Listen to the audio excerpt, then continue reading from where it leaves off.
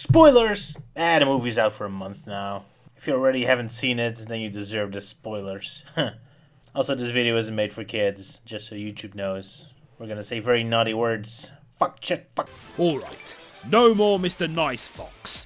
The Sonic movie is out, so let's dissect the hell out of it. Indeed! I have a whole list of theories on how this actually fits with the game. The plot holes, so many, it pisses me off. This movie is the worst, terrible, awful. Oh no, it's the pigs! Hey, you! Got a license for talking about children's movies? You look pretty old. I have to pay $50,000 for overthinking children's entertainment? 70 grand for getting upset at children's entertainment? Oh great, thanks Boris. It's for children, it's for children. Okay, fine, there's only one thing we can do. Agreed. Well, good night everyone, and we'll see you next episode in about 4 months. No, Luke. New oven-baked pastas. For a limited time, only at Olive Garden.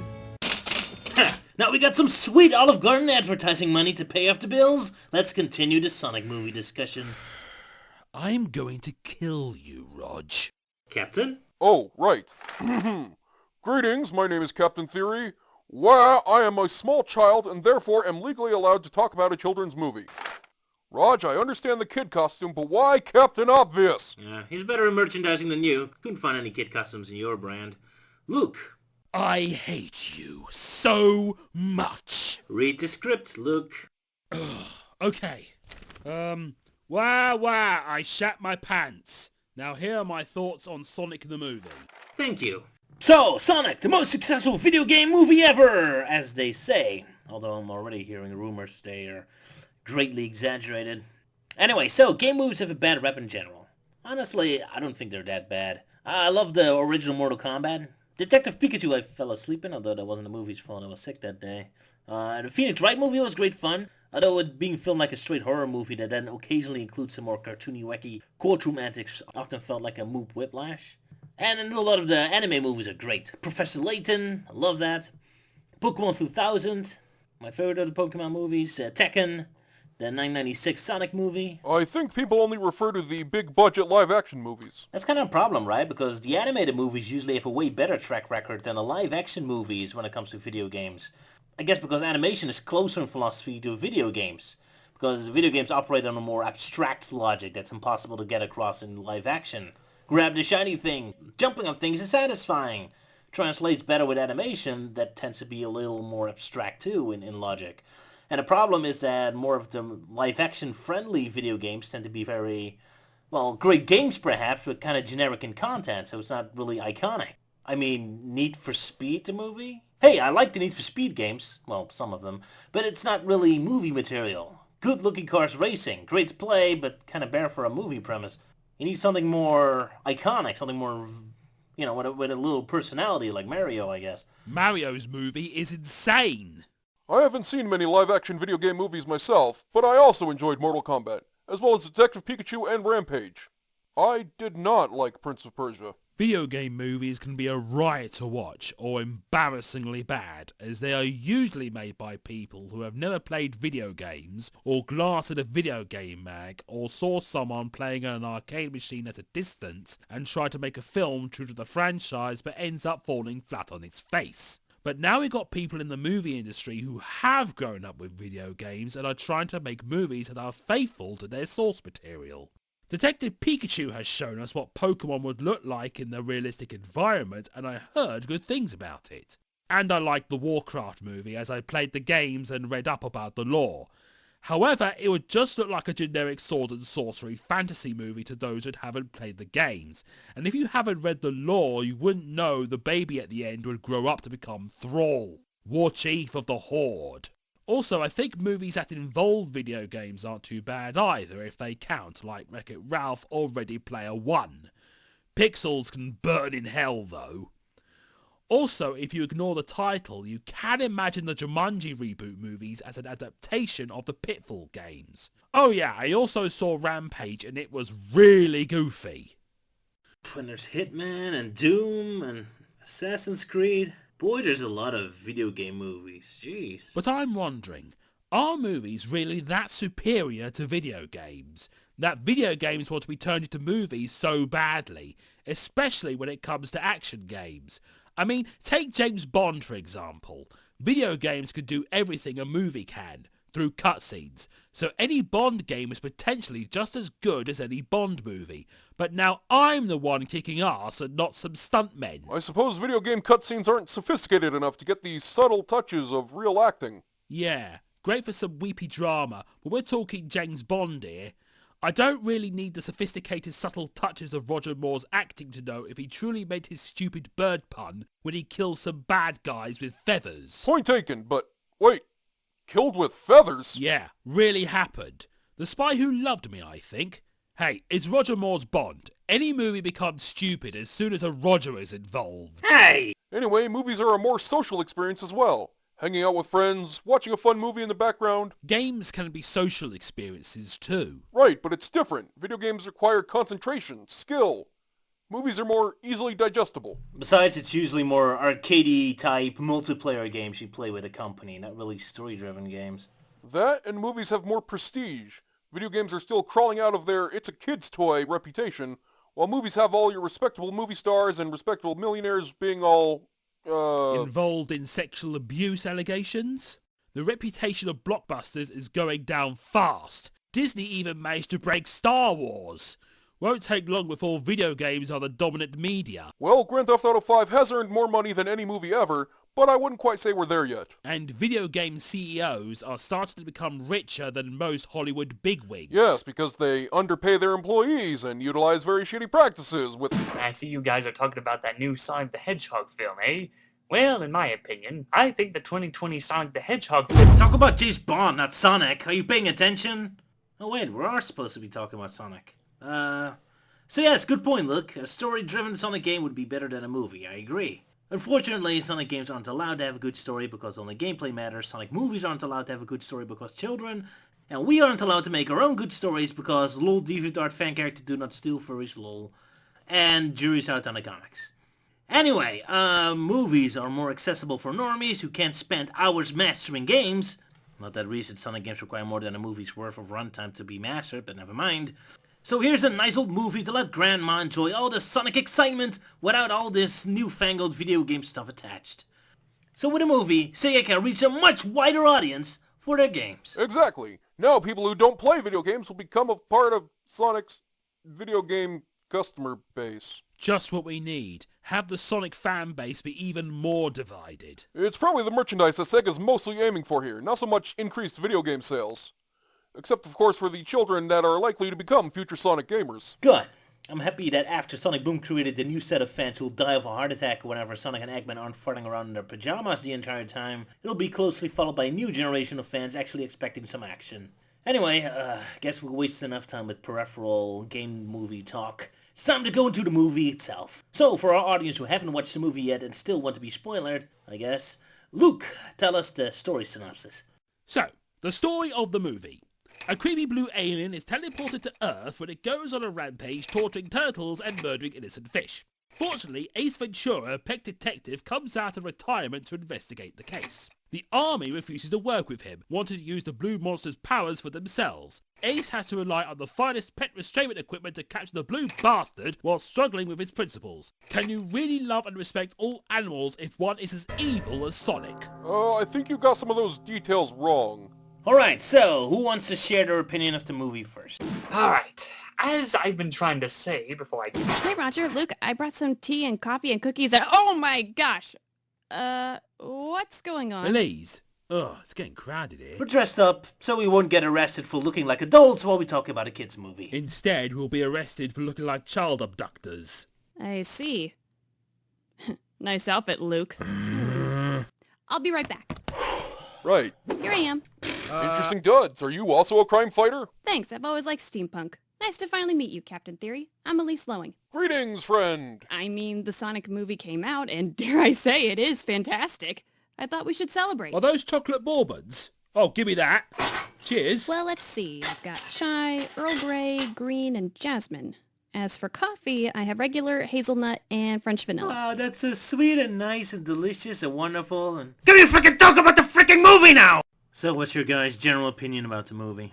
just saw the Sonic movie with some friends and I found it rather enjoyable. I enjoyed this movie greatly. I saw the Sonic movie, and it exceeded my expectations. Now, to clarify, I don't think it's a masterpiece or anything like that, but it gets so much right, and that in of itself is worth celebrating. I thought it was alright myself. Good energy, flows well, not super spectacular. I guess I'll be the devil's advocate for this video and be the bad guy. Well, I guess I should be devil's prosecutor instead of advocate, but whatever. Now, as you guys know, I'm a sucker for good characterization, and Sonic does not fail to disappoint in this movie. I think you mean does not disappoint. You have to be careful with those double negatives. Oh, Jesus, Captain And Theory. can I say that I'm shocked that they decided to depict Sonic with anxiety and depression? No, I'm serious. If you watch him, you'll see he has anxiety and depression.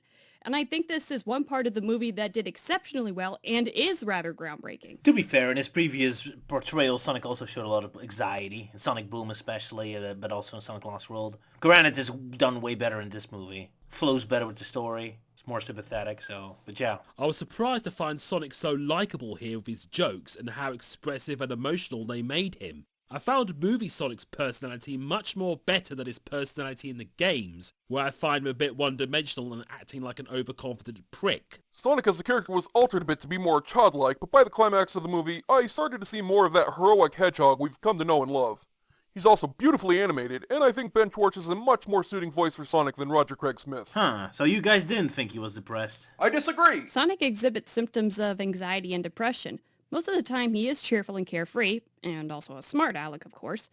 But he does show moments of depression. He longs for connection but is too afraid of the world to fully reach out and watches from a distance. He suffers from PTSD because of his childhood. He actually gets terrified and desperate, especially at the beginning when Robotnik starts chasing him down. And his confidence slips when certain things really get to him, such as completing his bucket list.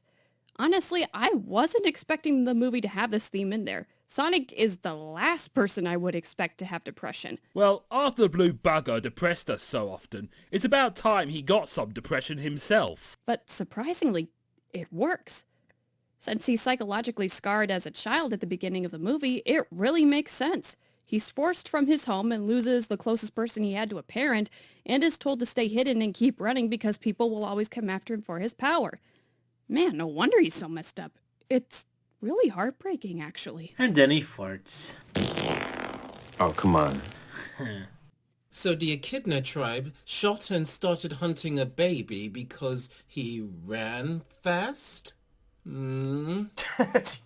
Well, I guess they just wanted to stop them from escaping, so they could investigate the power outages that Sonic caused in the jungle.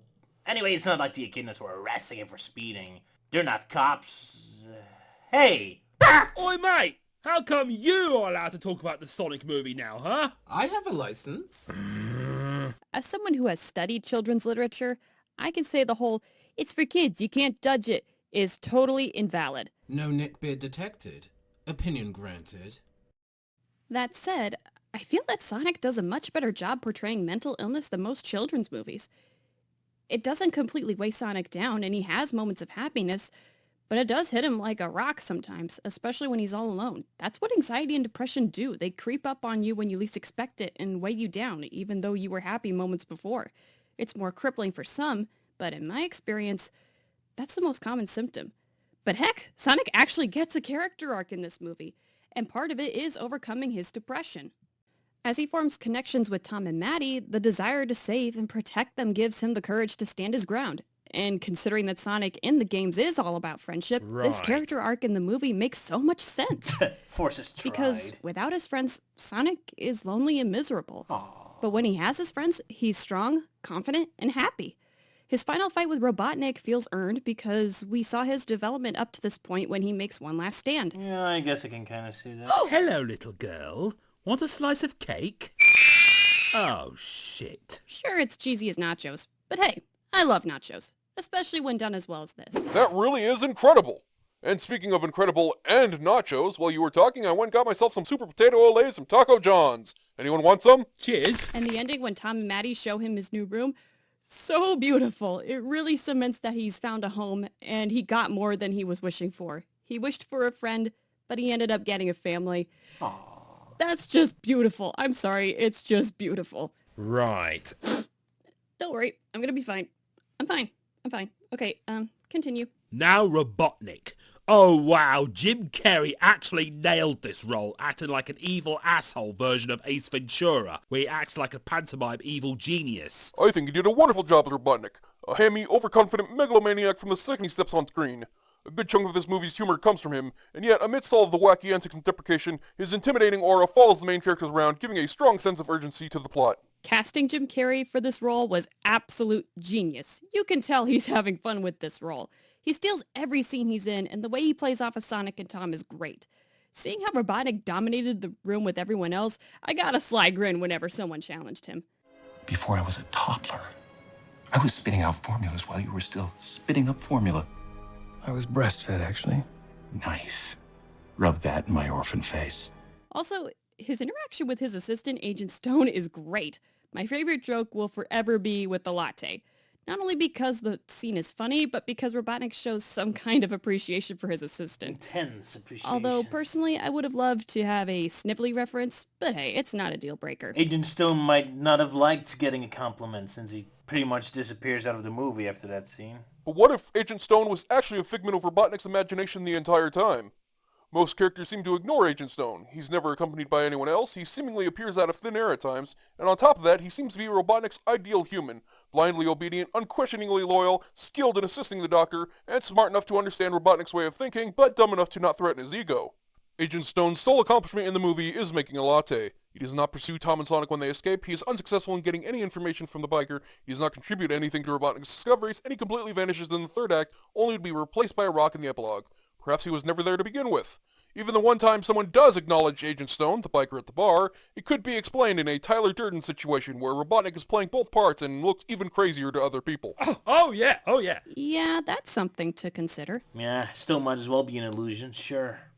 But back to the Doctor himself. You know, even though I think Jim Carrey's more just Jim Carrey rather than him playing Dr. Robotnik, I have to admit, if I make a list of all the characteristics I want to see represented in Robotnik, they are all present in this movie to some degree. Him being slimy when he wants something from someone, being a man-child, still being upset over school bullies in this case, and ruthless when angry. So credit to Jim Carrey here. Or probably the Sonic movie writers more. And unlike, say, Cooper from the Mario Brothers movie, he actually acts, looks, and feels like the villain from the games, especially at the very end.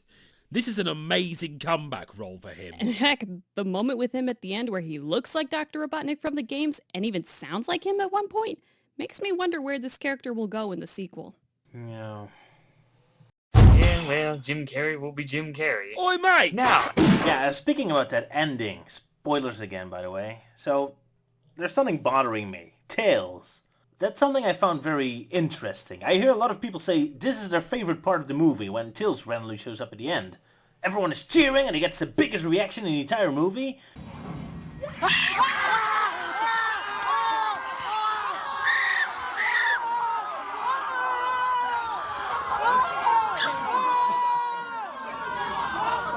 Where the frick did that guy come from? And that's kind of interesting, isn't it? That something that isn't technically part of the movie gets the biggest cheer. I mean, what does that say about the rest of the movie? Right. And I wonder, is it even for what Tails does or says? Does anyone even remember his dialogue?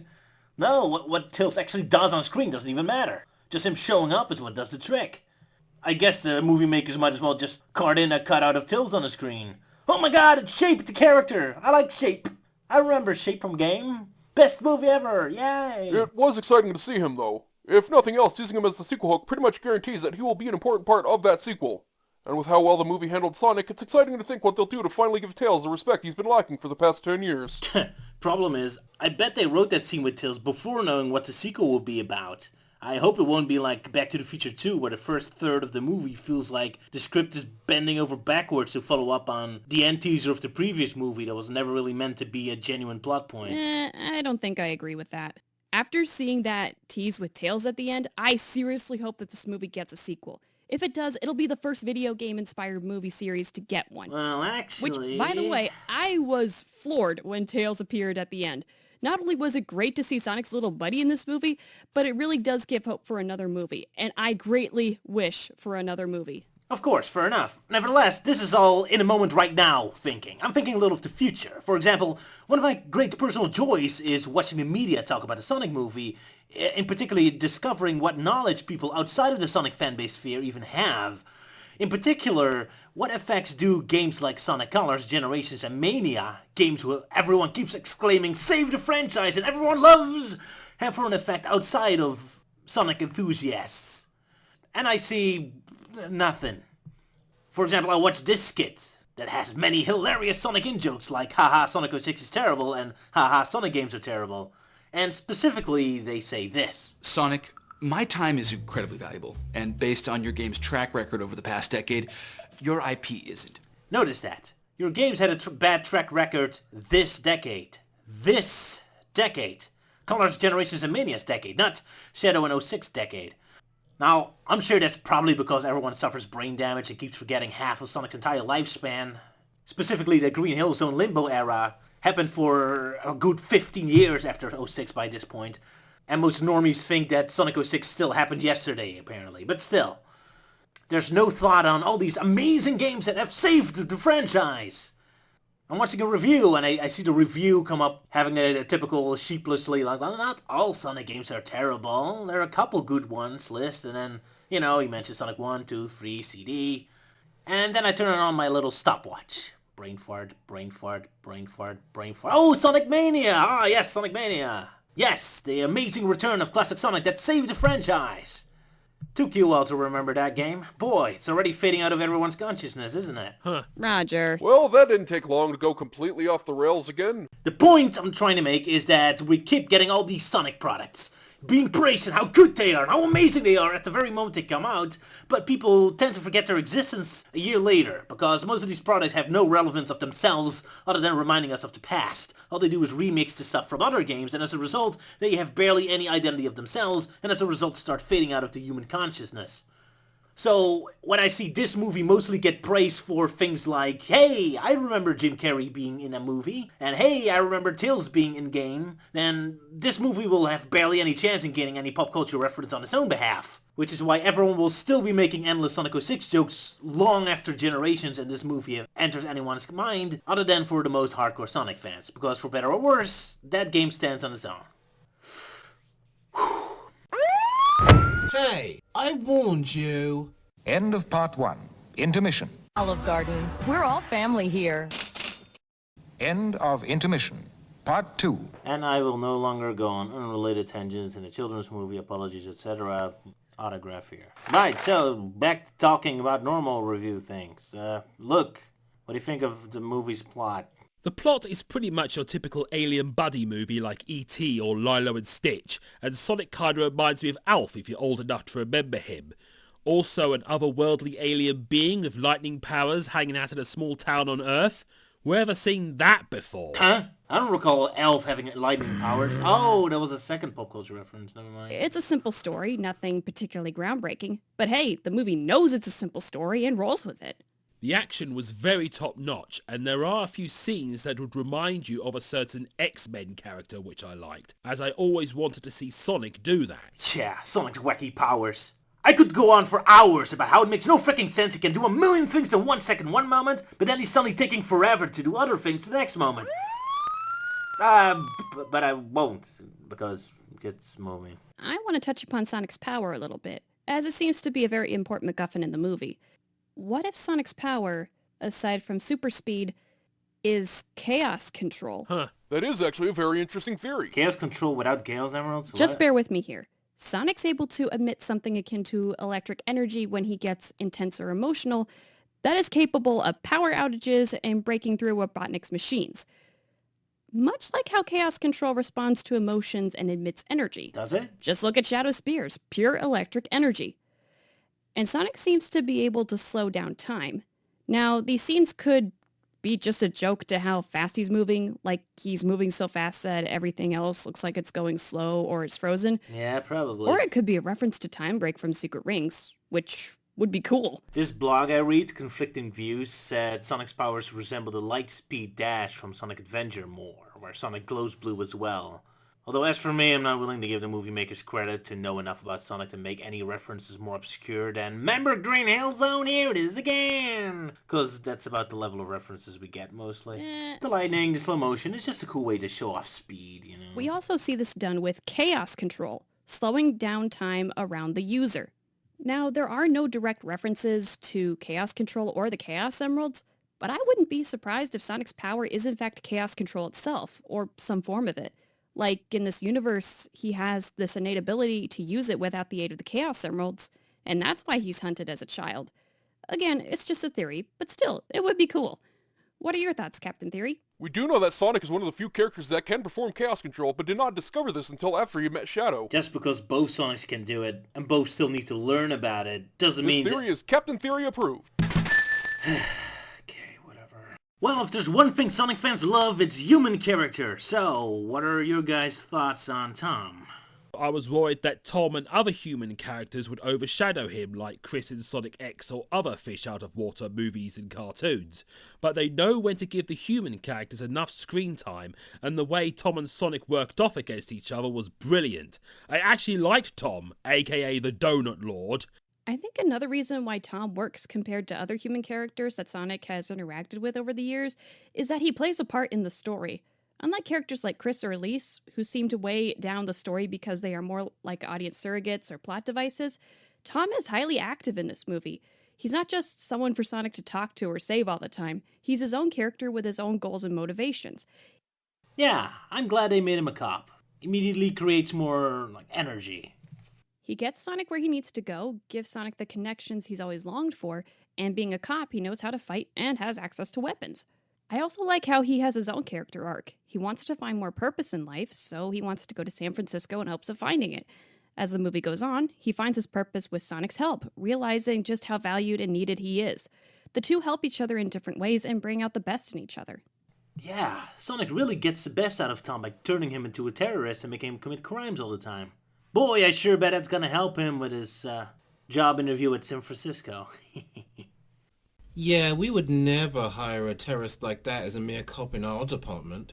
He'll be lieutenant material. Just piss off, will you? Luke, jeez. I also love his relationship with his wife, Maddie. I was pleasantly surprised that their relationship started off with them already being married.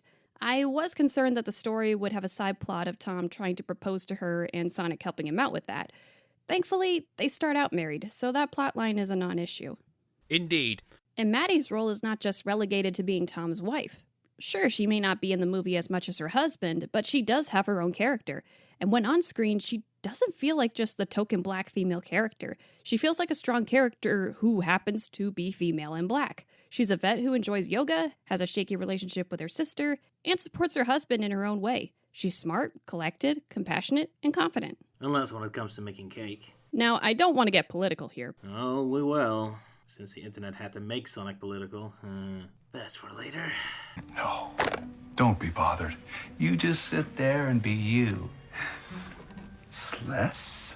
I do like how Tom and Maddie are an interracial couple. It doesn't feel forced either. It just feels real. Sure. So yeah, that's my take on it. Just felt like it was worth mentioning. Overall, Tom and Maddie are great characters. They are examples of human characters in Sonic done right. Not counting Robotnik since he's an antagonist. I'm talking about protagonistic characters. The music was great too, as they lifted some tunes straight from Sonic 1. Yes, many tunes from Sonic 1, such as Green Hill Zone. And more Green Hill Zone, yay! And Sonic Mania for some reason, for being the most recent successful game, I guess. And there are some leitmotifs that feel like they're from the game. And also, to me, Robotnik's theme kind of sounds like his theme from the Adventures of Sonic the Hedgehog cartoon.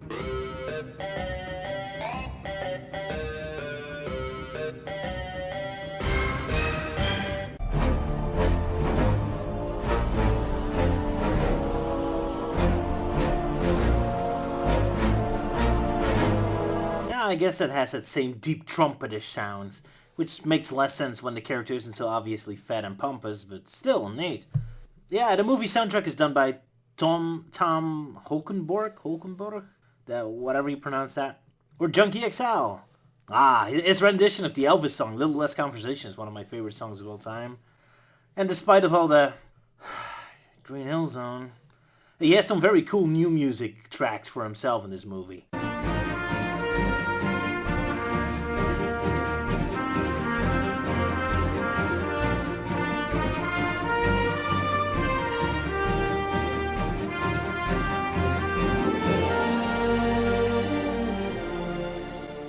I'll cut it off here before I get into copyright trouble. Look it up if you're into that sort of music like me. I like the theme. It's a great theme. Although I have to admit I don't actually recall hearing that song in the movie itself, so it's not very prominent.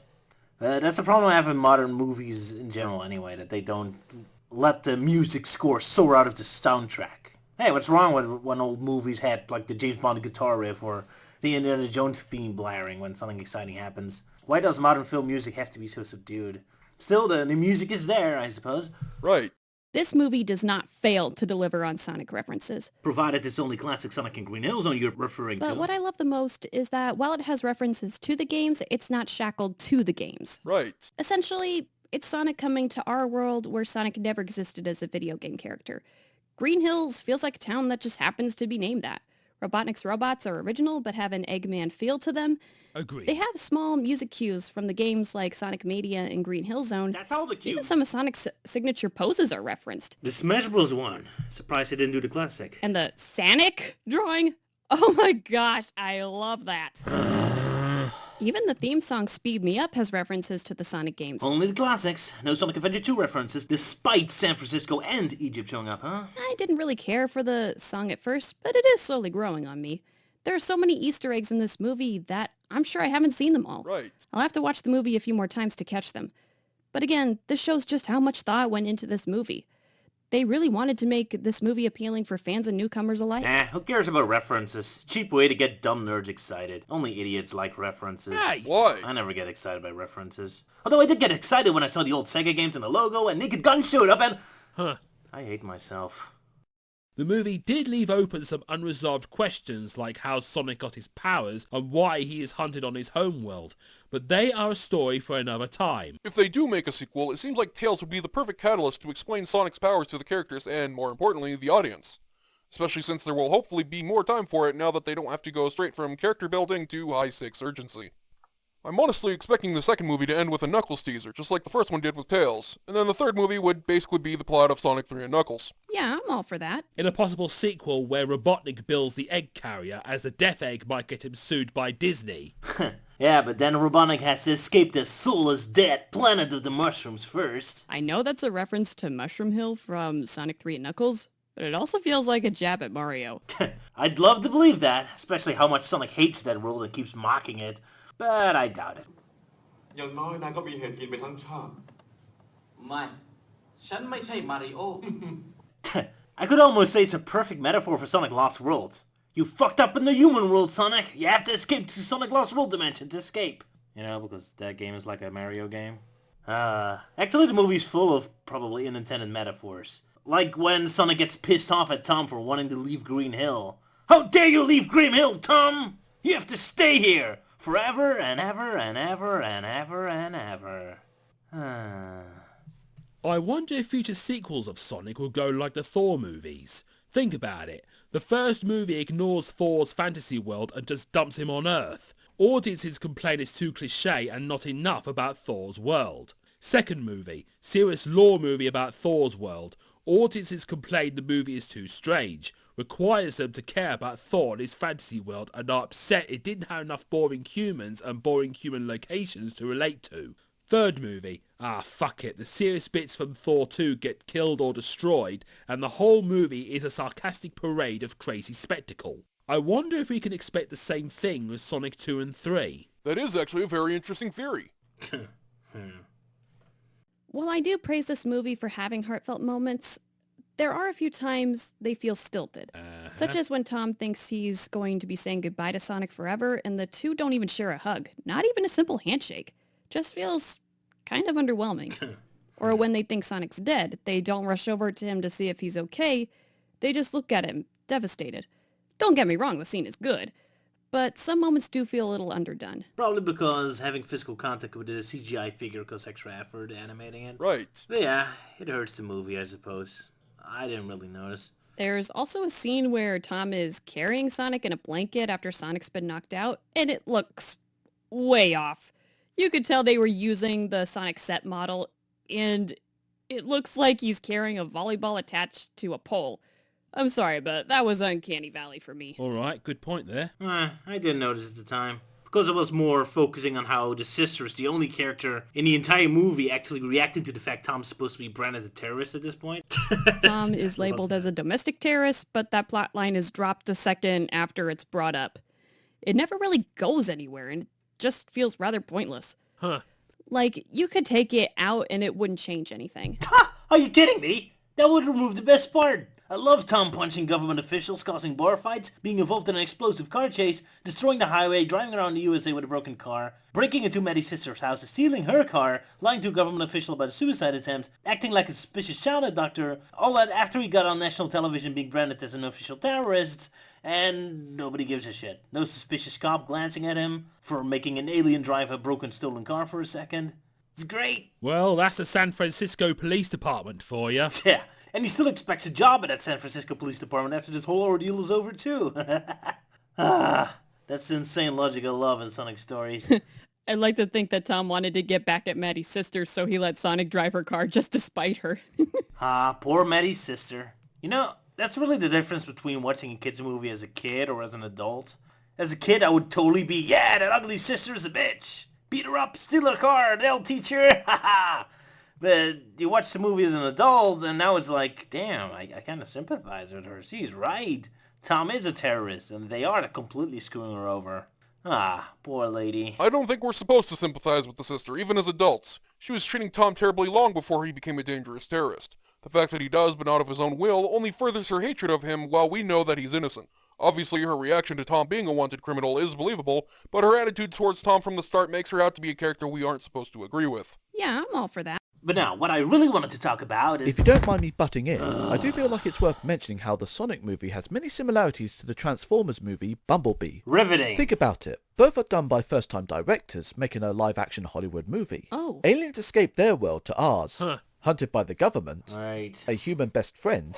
Military begrudgingly relying on outside help, being the traditional enemies of the hero. Indeed. Both movies rework from an early cut of their films, and they are both done by Paramount Pictures.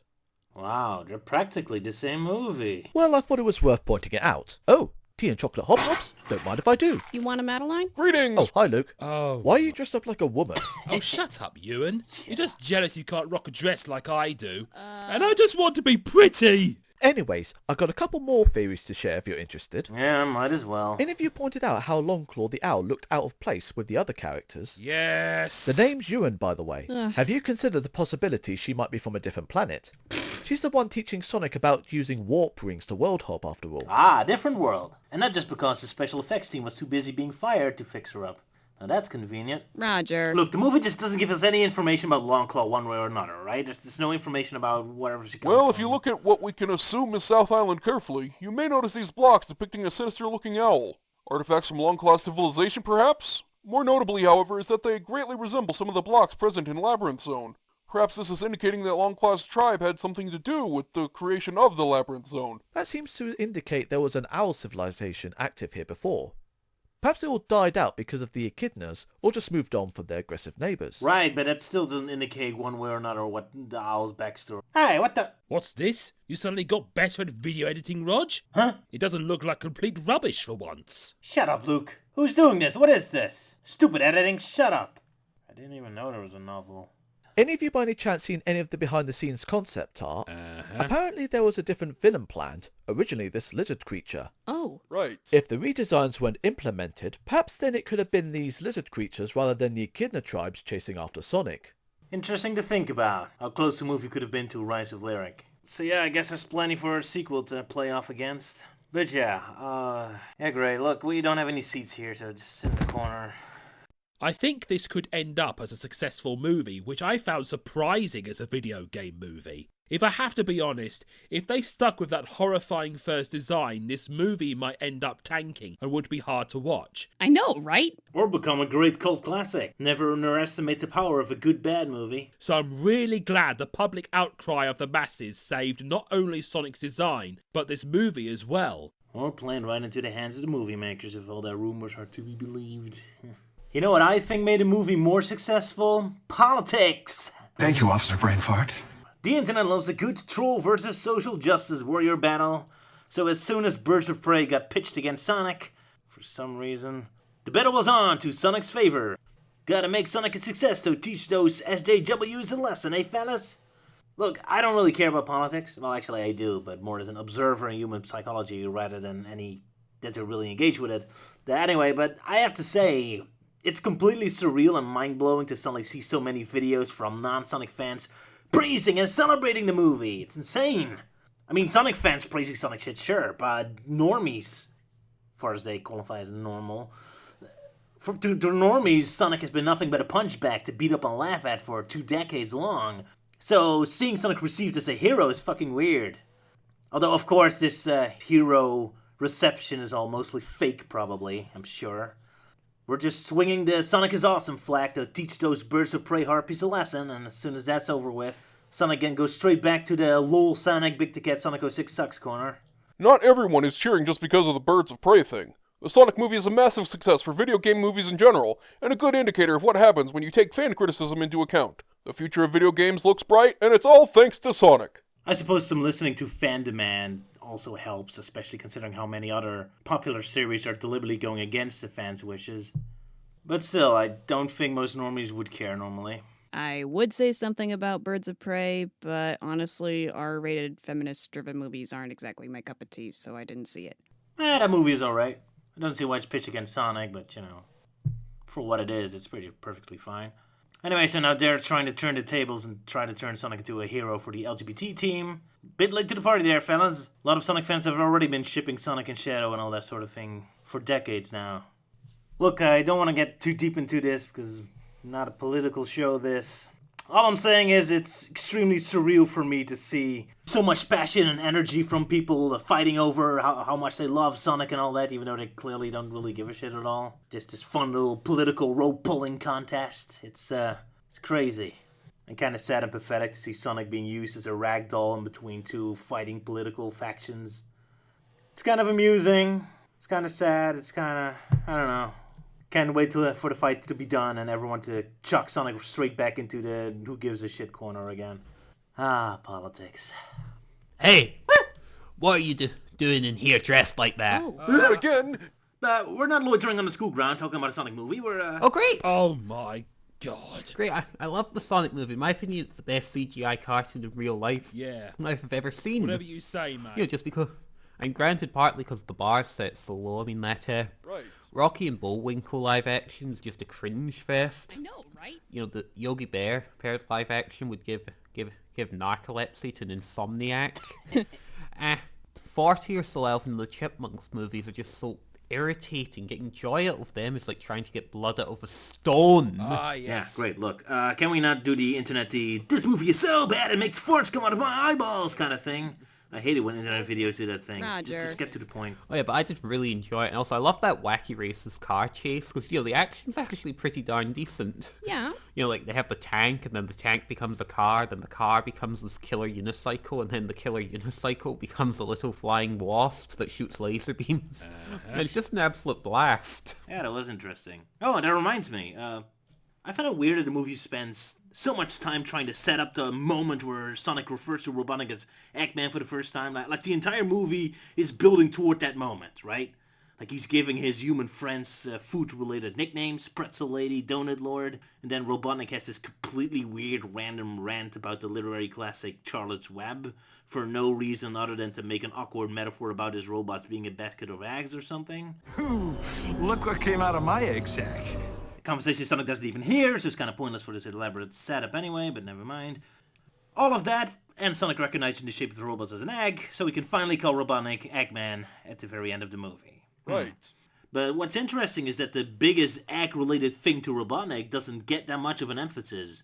Like, that whole car chase, it's about eggs. That is, smaller robots coming out of the shell of the previous ones. Huh. I mean, I guess Sonic does make a reference to the bigger robots giving birth. Although not in an egg-specific way, so... But yeah, so, ladies and gentlemen, that's the answer that you've all been asking for. Why he's called Eggman. It's because Tom talks to donuts, Robotnik recently read Charlotte's Web, and robots give birth. So, there you go, good to know. Also, I can't be the only one to find it amusing that both Tom Wachowski and Robotnik have Polish names, because Wachowski's a Polish name, obviously. But Robotnik is actually, interestingly, the Polish word for worker, which is where we get the English word robot from. Fun fact. Interesting. Huh. Would that be why they gave Tom an exotic last name like that? Just to get some Polish rivalry out of the two human leads? That'd be weird. Not to mention, it's also probably one of the few of these... So, anyway, school dean. I think those children over there are setting fire to each other. Ah, the dean will take care of that. Alright, that's me! If we're talking about the things we hate about the movie, the most cringeworthy thing for me in this whole movie is when Tom and Sonic's fight in the car. Other than the awkward timing, but it feels like Sonic Lost World over again, where the wrong character is lecturing the other on the wrong lesson. I mean, you have Tom, wonderful cop, helpful, friendly, pillar of the community, entirely motivated by helping people so much that he goes out of his way to even move to the big city to be even more helpful, all while sacrificing his life, career, time and money to help out a random alien dude who randomly stormed into his life. And then there's Sonic, whose carelessness got his owl caretaker possibly killed, stalks around town causing pranks, the poor old local hobo gets hurt and declared crazy, he ruins Tom's life. Even when Tom's helping him, he's still dicking around getting Tom in trouble at the bar, causing enormous amounts of damages and God knows what. And then Sonic is the one lecturing Tom about his behavior? What the fuck? I disagree. Sonic, you're the one causing trouble and getting everyone hurt by being impulsive. Ugh. Who the fuck are you to lecture others, especially the nicest man on Earth, on his behavior? But hey, it's for Sonic's noble mission, right? Except he has none. His mission is to stay put, fuck up, and then run to the next planet to fuck up. There's not even any kind of noble, use your power to save the galaxy angle kind of thing.